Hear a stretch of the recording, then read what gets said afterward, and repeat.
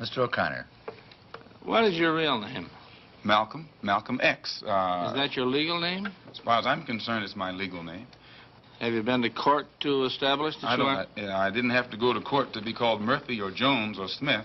Excuse me for answering you this way. That's all right. If a Chinese person were to say his name was Patrick Murphy, you would look at him like he's insane, because Murphy is an Irish name, a European name, or the name that has a Caucasian or white background.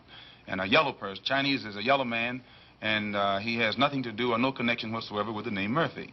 And if it doesn't look proper for a person who is yellow or Chinese to be walking around named Murphy or Jones or Johnson or Bunch or Powell, I think it would be just as improper for a black person or the so-called Negro in this country, as we're taught by the Honorable Elijah Muhammad to walk around with these names.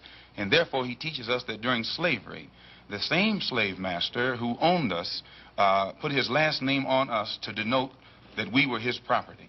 So that when you see a Negro today who's named Johnson, if you go back in his history, you'll find that he was once his grandfather, or one of his forefathers was owned by a white man who was named Johnson. If his name is Bunch, his grandfather was owned by a white man that was named Bunch. Would you mind telling me what your father's last name was? My father didn't know his last name. My father got his last name from his grandfather, and his grandfather got it from his grandfather, who got it from the slave master.